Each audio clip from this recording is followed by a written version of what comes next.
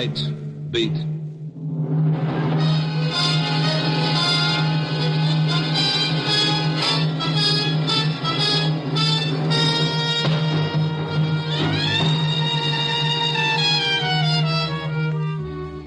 Hi, this is Randy Stone. I cover the night beat for the Chicago Star. Stories start in many different ways, but tonight's story began when one man tried to destroy another with the strangest weapon of all, darkness.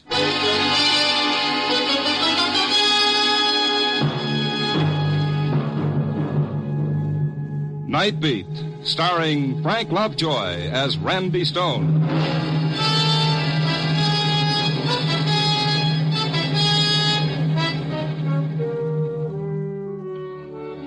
When your job is to walk into the darkness and discover what makes a city tick, you pick up some mighty strange friends.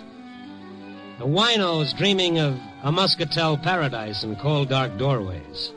The petty larceny boys with their fast deals. The painted little dames defying the world with their brassy laughter. The homeless, the hopeless. In the city, night is for the lost. And sometimes you feel a hunger to be with someone of the everyday world, some nice, well-adjusted soul who's got a reason for waking up tomorrow morning. I guess that's why I dropped in to see Bessie Chatfield tonight. Bessie's a little gray-haired librarian who has charge of a small storefront library on Huron Street. No one around this time of night but Bessie and a young fellow in a gray raincoat alone at a reading table. Mr. Stone.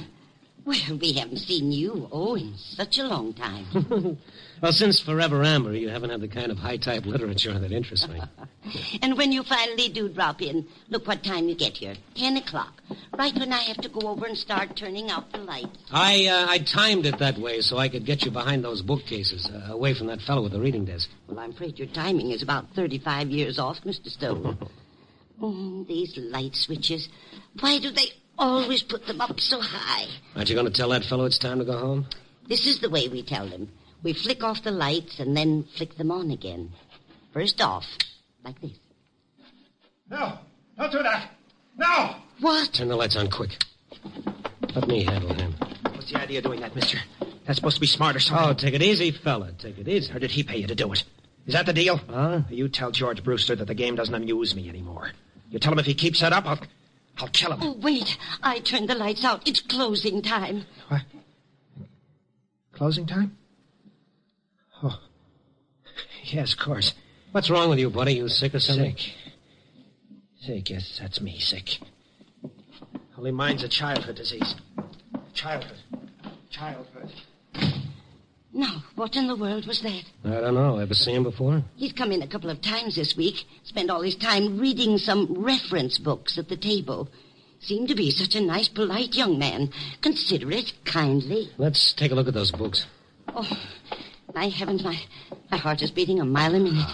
And did you see his face? It frightened me. He was even more scared than we were. Of what? These are books he was reading? Yes. The Mind in Limbo, Abnormal Psychology, Modern Psychiatry. Why would he want books like this? Maybe he was looking for somebody in these books. Who? Himself, Bessie? Probably himself.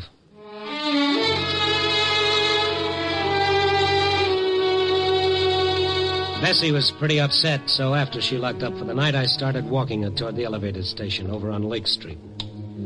We'd walked a couple of blocks through the dark, empty streets when suddenly Bessie grabbed my arm. Mr. Stone, that man down the street, looking in that store window. That's him. Oh, yes, same gray raincoat, same lad. And look, Mr. Stone, what's that in his hand? That's a piece of pipe or something. He's breaking that store window. Yeah, you wait right here, honey. Be careful, Mr. Stone, be careful. The fellow was reaching through the broken window glass for whatever it was that had struck his fancy. He heard me coming and turned toward me. The wan streetlight did something to his face. It seemed twisted and torn. Blood was running down his hand where the glass had cut him. Then I saw what he'd taken from the window. A gun. What's the idea, pal? He spun around and started running for the elevated station down the block. And in the best tradition of the Rover boys, I stayed right on his tail. He turned back to see how I was doing, and he stumbled over a trash can near the curb. I caught up with him, grabbing his arm. Go on me. Leave me alone. Let go of me. He slashed the gun across my face and began running again. I stopped long enough to take a quick inventory of my teeth. Up above, I heard the elevator train coming into the station. The young fellow had reached the station steps and was going up fast, trying to make that train. I reached for one of his legs. He turned and gave it to me right in the stomach. I folded up, and I just sat there. I listened to the train pull away with the fellow on it, and remembered what Bessie had said about him being such a nice, polite young man.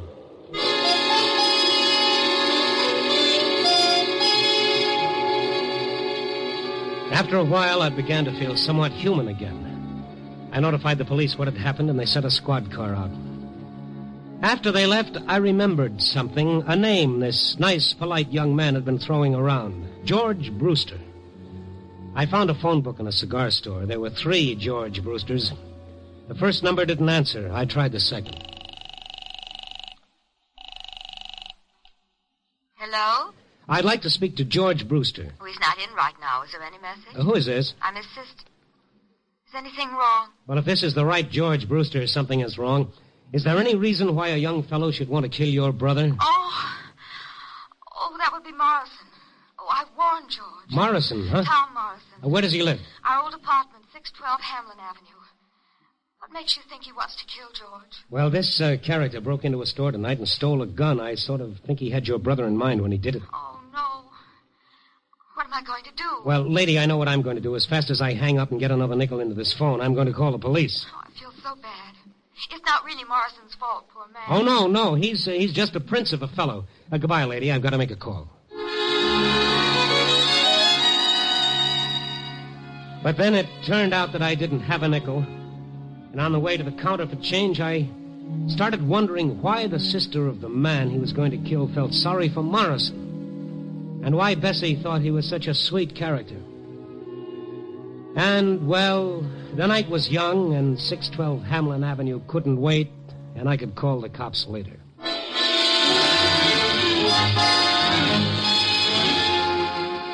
612 North Hamlin was a second-floor flat on the north side. I got there a few minutes after 11 that night. All the windows were lit up. I rang the bell, and I waited. I felt a little bead of sweat zigzagging down my face like it didn't have any place to go. Yes? Oh, it's you. No, let's not close the door just yet. In fact, let's push it open all the way. What do you want? My 2 front teeth and a few ribs. Get out of here. Now, look, pal, don't tempt me. I came against my better judgment to listen to what you've got to say. If I leave now, the only place I'm going is the nearest police station. Police station. I guess maybe that would be the best. What? Otherwise, I don't know what's going to happen. Yeah, I guess you better call the police, mister. What do you think you're doing, calling my bluff? The phone's right behind you. Okay, buddy, you asked for it. Sure this is the way you want it? It's better this way. I'm at the end of my rope. I don't want to kill him. George Brewster? Yes, George Brewster. I know how it'll end if he doesn't stop. Stop what? Call the police, mister. You'd be doing me a favor. Since when have I got to do you favors? Well, why aren't you calling? I'm an Eagle Scout in good standing. I haven't done my good deed for today. You can't help me, mister. Stone is the name. What makes you so sure I can? Well, thanks for even wanting to. After that bad time I gave you. Bad time? That's the understatement of the year. Well, I was panic-stricken. He got me half crazy. Well, what have you got to lose if you tell me about it? No. Okay. Wait. I don't know. I'm like a drowning man grasping at straws. Look, maybe if you talked to Brewster, told him what he's doing to me, maybe he'd leave me alone. Well, you never can tell. But I'd have to know what I'm talking about. It's quite a story, mister. These lights. Look at them. Bright as the sun, aren't they? Lamps. Overhead chandeliers. Look at them. I'd hate to see your light bills. Like some men need drugs. That's how I need these lights. Come again? My sanity depends on it. My very sanity. On these lights? It's a sickness.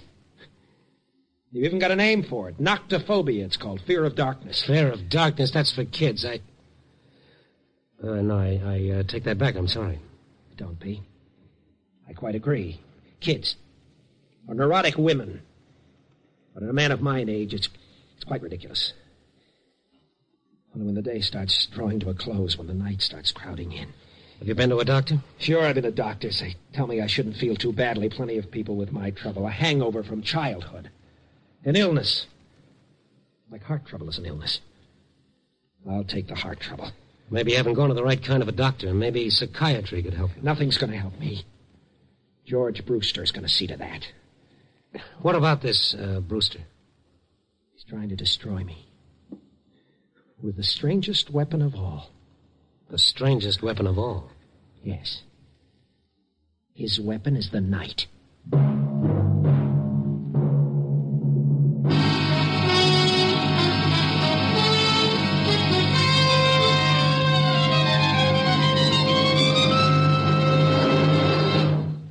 You were listening to Night Beat, starring Frank Lovejoy.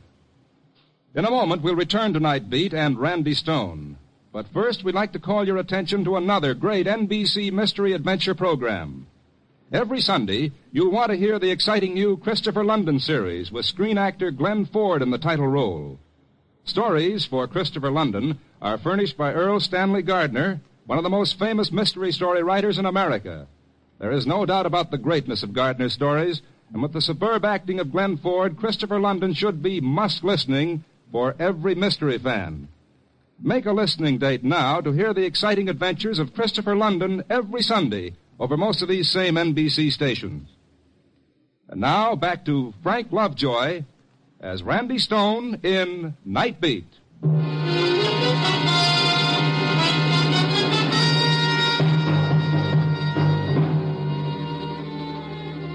It was a weird feeling standing in Morrison's brilliantly lighted parlor, listening to him tell me about his terror of darkness. A sturdy, healthy-looking man trapped by a childhood nightmare. I felt guilt listening to him, like I was eavesdropping into a dark corner of his mind that was nobody's business but his own. And yet he had to tell me because he needed help. Because George Brewster was using Morrison's fear to destroy him. I was sent to Chicago by our company to replace Brewster, Stone. Till he found out why I was here, he couldn't do enough for me. He even got me this apartment. Greater love hath no man. Then he found out what the setup was. He changed fast enough. How did he find out about this fear of yours? Well, I'm telling you how. The other night, the two of us were working alone in the big vault down at the office, working on some old account or other. And the overhead light, it blew out. Uh-huh. Well, it was so sudden, I couldn't help myself. I tried to keep calm, but... Well, it's like something tearing me to pieces inside. I couldn't breathe. I couldn't... Finally, I had to run. So he found out about... No, he wasn't sure, but it started him thinking. Yes, I see. Next afternoon, he came over to my desk. He was jovial, friendly, like he'd been in the beginning. Saying we'd been at each other's throats long enough. Inviting me to have dinner with him that night. Right from work, we went to his favorite spot on the north side, a place called the Catacombs. I began feeling uneasy the moment I entered.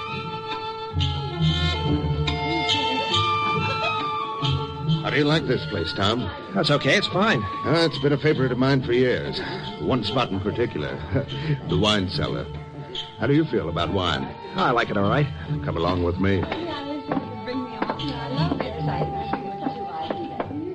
I'm a wine man from way back. Say, George, I wanted to talk to you about that little outburst last night. They have a different wine cellar here with a different temperature for each type of wine. I haven't been sleeping well, you see. Me, I prefer a Riesling myself.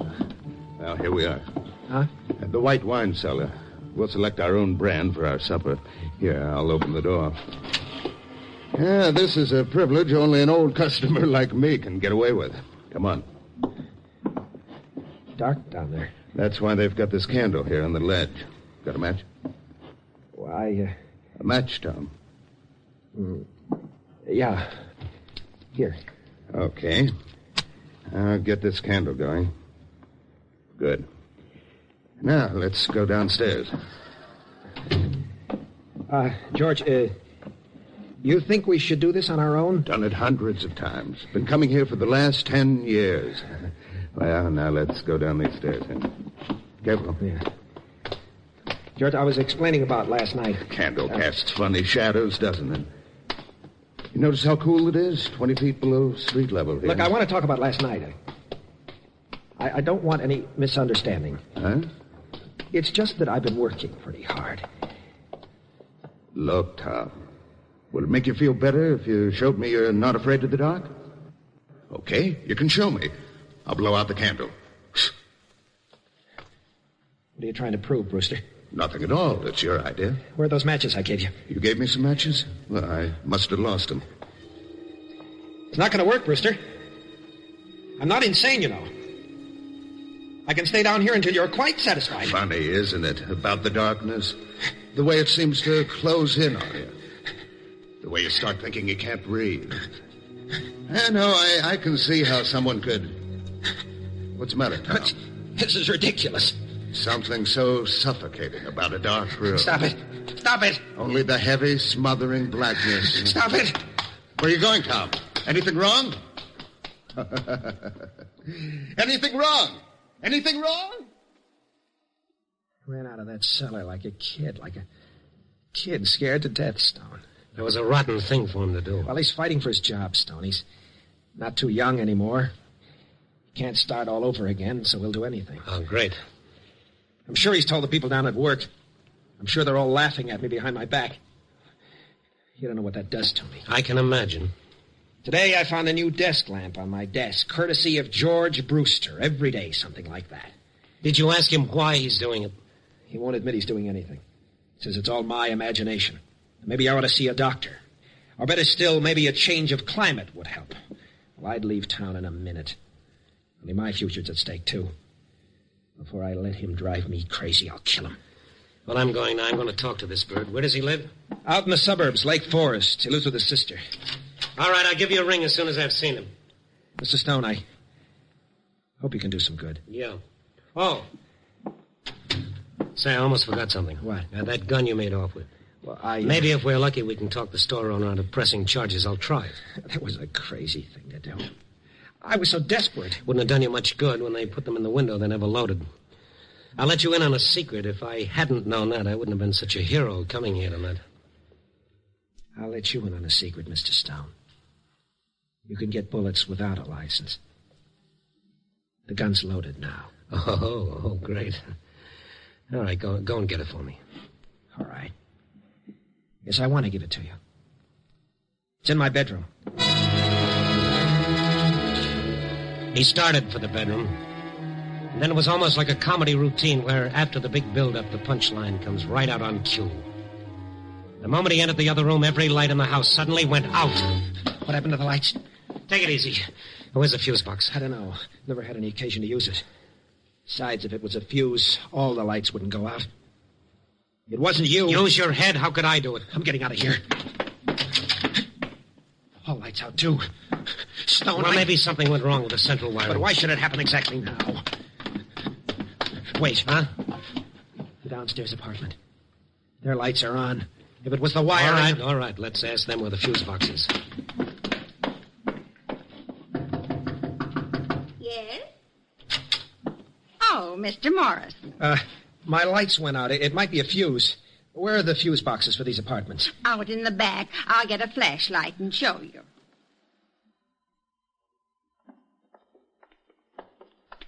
Here we are. The fuse box is right here below our meters. Whenever the people from the light company come out, they have a dickens of a time finding it. Will you hold the flashlight steady and let me take a look? Wait a minute, Stone.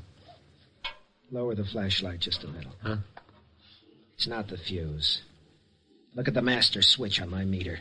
Look at the one of Mrs. Graham's. Why, somebody pulled your switch down to off. Yes. Yes, someone surely did. Well, here, let me push it up. There. And look upstairs. All your lights are on again. That's probably some kids playing a joke. Now, how do you suppose the rascals ever found it? It's so well hidden. I've got a theory that all kids come equipped with a special radar for finding things like this. Mrs. Graham, tell this gentleman who used to live in my apartment before I did. Why, Tell him.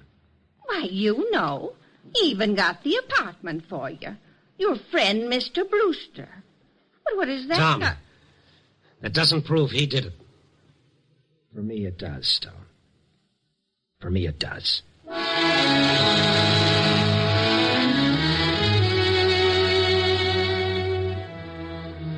Morrison went around to the front of his house and up the stairs to his flat.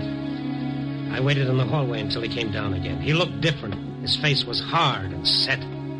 His eyes were like chunks of glass punched into the flesh. What are you waiting for, Stone? When we were so rudely interrupted, you were going for the gun. I've got it now. Oh, yes. Hand it over. I'll bring it back. No, thanks. Where are you going and what are you going to do? I'm fighting for my sanity, my life. He's never going to do this to me again. Never. I can't let you do that.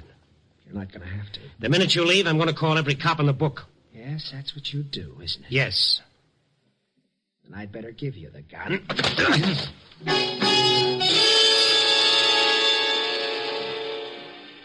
This could become habit-forming. I dropped to my knees in the hallway, and then the hallway subdivided like something under a microscope, and there were 2 hallways, and then there were 4.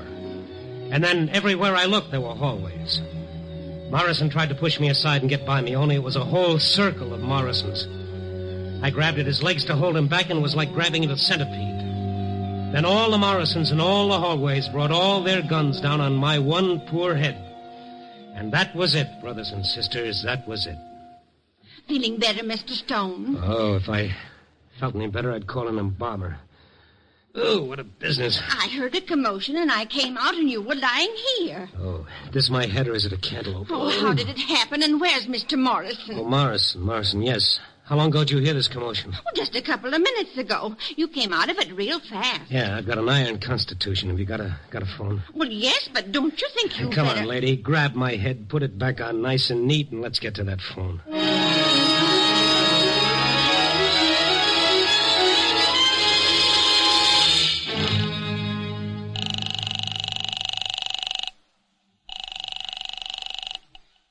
Hello? Hello, this is the fellow who called you before, Miss Brewster, about Morrison and your brother. Oh, yes. He's not there yet, huh? No, my brother is... I don't mean your brother, I mean Morrison. What?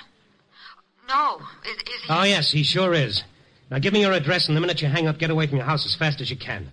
Morrison's got a gun, and he's half crazy. Maybe we should call the police. Well, maybe we should, but I'm not going to. They'd throw the book at him, 10 years for attempted murder. I think I can stop him before he does anything. Oh, I can't tell you how sorry I am about this. Lady, you and your brother should be.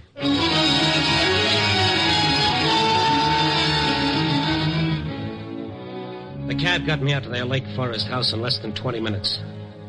The house was on a hill, and a flagstone path wound round and round for a city block until it reached the front porch. As I ran up the walk, my head started rattling like a handful of pennies in a tin cup. I felt weak and tired. All the time I tried not to think about what I'd find when I reached the house. And now I was at the end of the path, walking toward the front porch. A nerve deep in my throat started jangling like a burglar alarm. The house was in darkness, and Morrison was standing beneath a little porch light, his gun pointed right at me. You won't quit, will you, Stone? What have you done with him, Tom? He hasn't done anything with him yet, Mr. Stone. Huh? Who is... I'm sitting over here at the end of the porch. I'm George's sister. Oh. I didn't see you in the dark. Why didn't you get away like I told you? I won't hurt her. It's him. He'll be coming along soon. George would never have done what he did. I begged him not to. To take advantage of a man's weakness. Well, Mr. Brewster is coming home. What? His car's stopping at the bottom of the hill. Now he's starting the long climb. Morrison, listen to me. You just sit there, the both of you. And I must insist that you be very quiet. Please, listen to me. Please. Please. Keep coming up that path, Brewster. It's a long, long way. You must listen to me. Morrison. You don't know what you're waiting doing. near the porch light, the gun in his George hurt hand. you. He shouldn't have done that. Far below the small But what figure you're of doing George is Brewster so making a much long, worse. slow You climb. realize that? You're going to kill George because he found out about your fear. But don't you see? George is afraid, too. Of bigger things. Of being 53 and seeing his whole life going down Brewster the had drain. stopped at the first landing to That's catch why his he breath. hurt you. Now he was That was climbing the up the wall. path again. He was fighting. Maybe 100 steps Just as from you were his fighting death. for yours. I found myself counting the steps. Why are you afraid of Closer. the dark, Mr. Morris? Don't you see? If you weren't afraid, George couldn't hurt you anymore. Please, listen to me. Keep your voice down. If you try to warn him, you both die, too. Keep coming, Brewster. Yes, he kept coming. No more than 70 steps now. What is there to fear about the dark? The girl's voice going on and on. Nothing in it. Brewster getting closer. All it does is hide the world. Less than 50 steps now. 40 steps. 30 steps. If you believe in God, if you believe in your own soul, how can you fear the night? What is there in the darkness that can hurt you? There's such peace in the darkness. After the heat of day is gone, the rush, the tumult, the struggle, you can breathe easy again. You can let the tightness inside unwind. He's almost close enough. Listen to me. Please listen. It's not going to work, Miss Brewster. I'm going to try and rush. Wait. Miss Brewster. Stay where you are, Miss Brewster. No. You must see me in the light. I tell you, stay where... Tom. Look at her. I didn't realize. I'm not afraid. What right have you to fear? Julie, is that you on the porch? What right have you to fear, Mr. Morrison? What right? Oh, what a long climb. Must be getting old. Well, what are you doing here, Morrison? And who's this? Oh, don't mind me. I just came along for the ride. What's this all about? I just came to say goodbye, Brewster. You're leaving? Yes. I'm going back and tell them you've done a good job here. It's not fair to replace you after so many years. You sure nobody scared you away, Morrison? Look at him, Brewster. Does he look like he's afraid?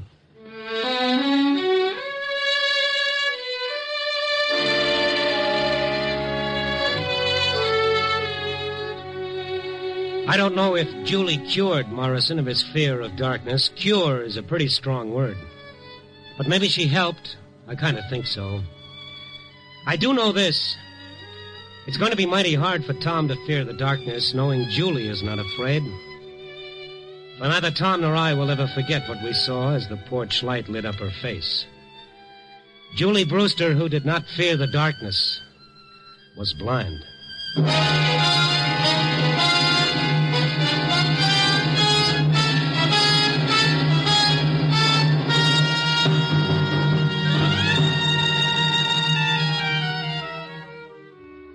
And now that part of the story they always print in heavy type, the moral. And don't smile so indulgently. Morals are very nice things. Some of my best friends have morals. You know, seriously, Julie's whole life is a moral in itself. And trying to top it is like trying to follow Al Jolson with a Mammy song. The best you can do is tip your hat to the fellow who wrote, "Out of the night that covers me, I thank whatever gods may be for my unconquerable soul." He must have had someone like Julie in mind. Well, 4 o'clock in the morning, stale cup of coffee, a tired sandwich, and a story to dictate, and I worry about my unconquerable soul. Ah, me. Give me a rewrite.